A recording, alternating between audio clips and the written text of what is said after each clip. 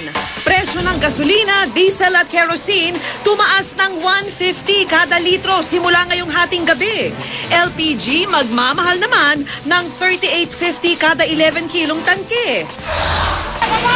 Para maiwasan ang nangyaring bus hostage taking sa Pampanga, checkpoint sa EDSA at North Luzon Expressway pinadaragdagan. Pagbabantay sa mga provincial bus terminal pinahihigpitan din.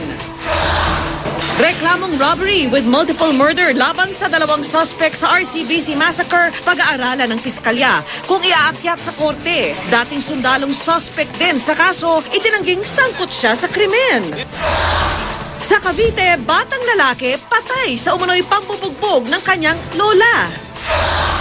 Singil sa text, posibleng bumaba ng hanggang 50 sentimos. Tawag sa cellphone, pwede namang mabawasan ng hanggang 5 piso kada minuto. Sa New York, construction crane bumigay at bumagsak sa isang high-rise apartment building. National Police Chief ng Chile at 10 iba pa patay sa helicopter crash. Ilang pasyente ng Philippine Orthopedic Hospital at mga may kapansanan nag-Flores de Mayo. Wag-wag natin ng isang ligang katotohanan sa sama-sama nating pagiging saksi.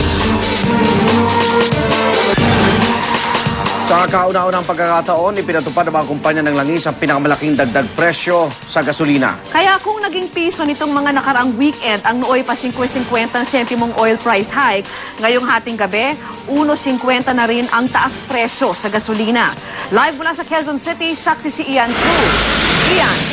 Vicky Igan, simula kanina hating gabi, nagtaas muna ng presyo ang mga produktong petrolyo. Ito na ang kalabing-3 beses ng pagtataas sa taong ito. Eksakto alas 12, kanina lang, nang ipataw ang 1.50 kada litro ng dagdag sa gasolina, diesel at kerosene. Sinimulan ito ng Shell at susundan ng Sea Oil, Chevron, Total at Petron mamayang alas 6 ng umaga. Dahil sa pinakabagong round ng taas presyo, naglalaro na ngayon ang retail price ng gasolina sa 48 hanggang 54 pesos. Nasa 41 hanggang halos 47 pesos ang diesel at 45 hanggang 52 pesos ang kerosene. Kabuang siyam na piso at 50 sentimos kada litro na ang idinagdag ng presyo ng mga produktong petrolyo mula nang magsimula ang lingguhang oil price hike nitong Marso. Pero kahit lingguhan ang pagtataas ng krudo, ikinagulat ng ilang motorista ang laki ng dagdag presyo, partikular sa gasolina na ngayon ang nagtaas ng 150 kada litro. 150? Per liter.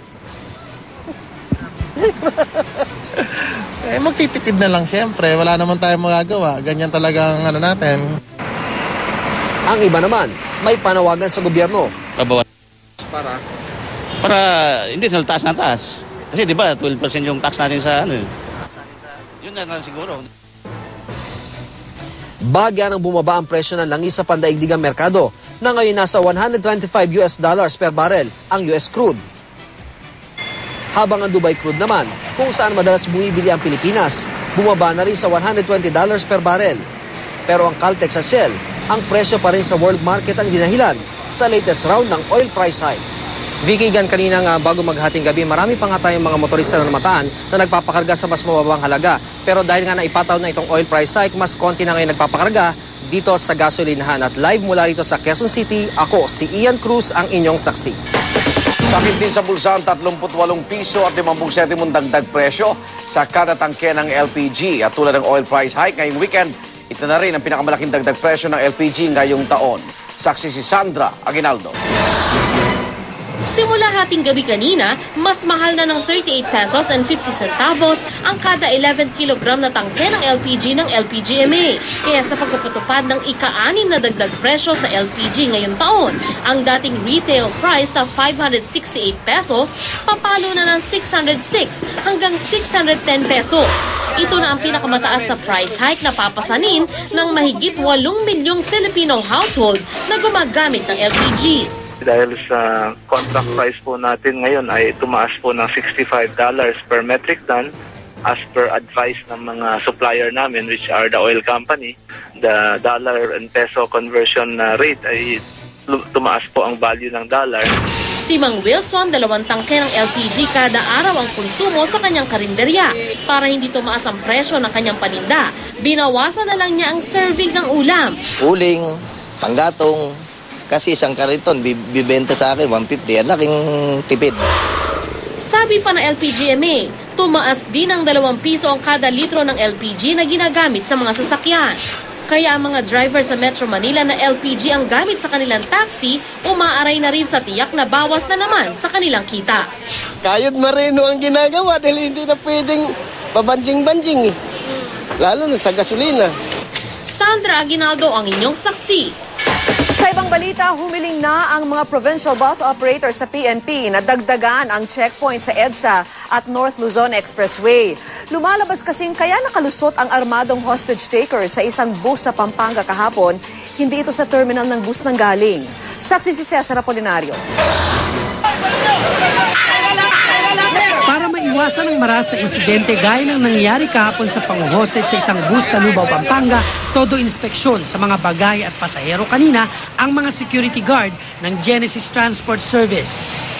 Ipinagbabawal ang pagdadala ng mga matutulis na bagay gaya ng kutsilyo, pati na ang mga baril. Okay lang po para sure na talagang safe yung mga pasahero. Para talagang may dala silang mga patalimo. Kaya baril, maganda nga ito.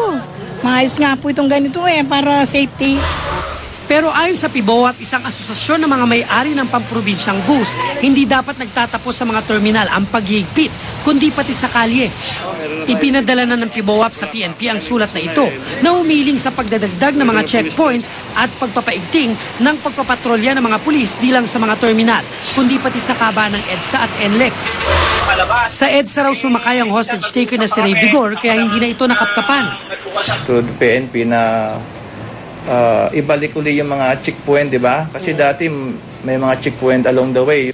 Ang deterrent is to have a random checkpoint, random check of passengers. Pinabababa yung pasero, kinakapkapan. Nangako naman ang pulisya na aaksyonan ang hiling ng PIBOAP. Kasabay nito pinapurihan ng PNP ang mga pulis na rumisponde sa hostage taking. Ginawa raw nila ang nararapat para matugunan ang sitwasyon. Cesar Apolinario ang inyong saksi. Sinampanan ng reklamong robbery with multiple murder ang 2 suspect sa RCBC massacre sa Cabuyao, Laguna.